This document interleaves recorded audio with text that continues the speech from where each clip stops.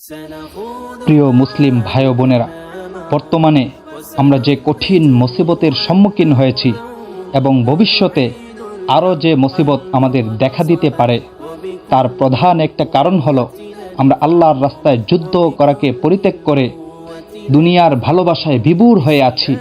দুনিয়ার মহব্বত আমাদের অন্তরে জেঁকে বসেছে। আমরা এই দুনিয়াকে চিরস্থায়ী নিবাস মনে করে বসে আছি, যার কারণে আজ আমাদেরকে এই কঠিন মুসিবতের সম্মুখীন হতে হয়েছে। কোরআনে কারিমের সূরা তাওবার মধ্যে আল্লাহ পাক এ বিষয়ে ইরশাদ করেন, ইয়া আইয়ুহাল্লাযীনা আমানু মা লাকুম ইযা ক্বিলা লাকুম ইনফিরু ফি সাবিলিল্লাহি সাকালতুম ইলাল আরদ।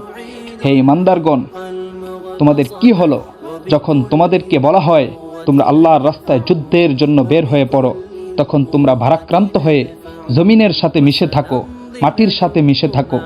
আর আরাদিতুম বিল হায়াতিদ দুনিয়া মিনাল আখিরাহ, তোমরা কি আখিরাতের বিপরীতে পার্থিব জীবনকে পেয়ে সন্তুষ্ট হয়ে গেছো?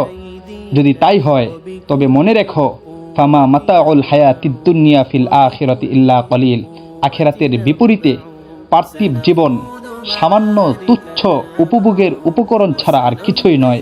ইল্লা তানফিরু ইউআযিবকুম আযাবান আলীমা, তোমরা যদি আল্লাহর রাস্তায় যুদ্ধের জন্য বের না হও তবে তিনি তোমাদেরকে যন্ত্রণাদায়ক শাস্তি দান করবেন।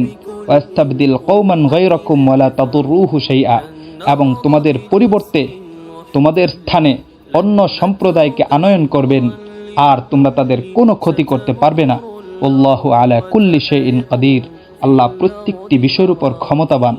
সূরা নিসার মধ্যে আল্লাহ পাক ইরশাদ করেন, ওমা লাকুম লা তুকাতিলুনা ফি সাবিলিল্লাহ ওয়াল মুস্তাদআফিনা মিনার রিজালি ওয়ান নিসা ওয়াল উইলদানিল্লাযীনা ইয়াকুলুন, তোমাদের কি হলো যে তোমরা আল্লাহর রাস্তায় যুদ্ধ করছো না, অথচ অসহায় নর নারী ও শিশু যারা আল্লাহর কাছে ফরিয়াদ করে বলছে, রব্বানা আখরিজনা মিন হাযিহিল ক্বরিয়াতি যালিমি আহলুহা, আমাদের প্রতিপালক আমাদেরকে এই জনপদ থেকে বের করে দিন যার অধিবাসীরা জালেম।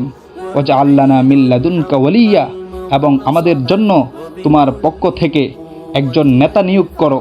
ওয়াজআল লানা মিন লাদুনকা নাসীরা, এবং তোমার পক্ষ থেকে আমাদের জন্য সাহায্যকারী পাঠাও।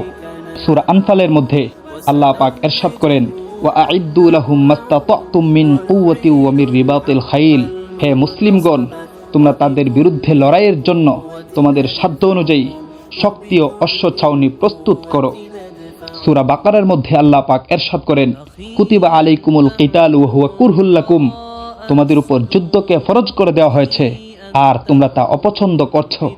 সূরা তাওবার মধ্যে যারা আল্লাহর রাস্তায় যুদ্ধ করে তাদের কি মর্যাদা হবে সে সম্পর্কে ইরশাদ করেন, আল্লাযীনা আমানু ওয়া হাজারু ওয়া জাহাদু ফি সাবিলিল্লাহি বিআমওয়ালিহিম ওয়া আনফুসিহিম আ'যামু দারাজাতান ইনদাল্লাহ, যারা ঈমান এনেছে ও হিজরত করেছে এবং নিজেদের জানমালের বিনিময়ে, নিজেদের জানমালের মাধ্যমে আল্লাহর রাস্তায় যুদ্ধ করেছে, তারাই মর্যাদার দিক থেকে আল্লাহর কাছে শ্রেষ্ঠতর। ওয়া উলাইকা হুমুল ফাইজুন, এবং তারাই হলো সফলকাম। ইউবাশশিরুহুম রাব্বুহুম বিরহমাতিম মিনহু ওয়া রিদওয়ানি ওয়া জান্নাতিন লাহুম ফিহা নাঈমুম মুকিম, তাদের প্রতিপালক তাদেরকে নিজের পক্ষ থেকে রহমত, সন্তুষ্টি ও এমন জান্নাতের সুসংবাদ দিচ্ছেন যার মধ্যে তাদের জন্য স্থায়ী নিয়ামত লাভ হবে। খালিদিনা ফিহা আবাদা, তারা এই জান্নাতের মধ্যে চিরকাল থাকবে। ইন্নাল্লাহা ইনদাহু আজরুন আযীম, নিশ্চয় আল্লাহর কাছে রয়েছে মহা প্রতিদান। প্রিয় ভাই ও বোনেরা, তাই আসুন আমরা একমাত্র আল্লাহকে রাজি খুশি করার জন্য এবং আল্লাহর জমিনে আল্লাহর বিধান চালু করার নিয়তে যুদ্ধের জন্য প্রস্তুতি গ্রহণ করি। আল্লাহ পাক আমাদের সকলকে তৌফিক দান করুন। আমিন ইয়া রাব্বাল আলামিন।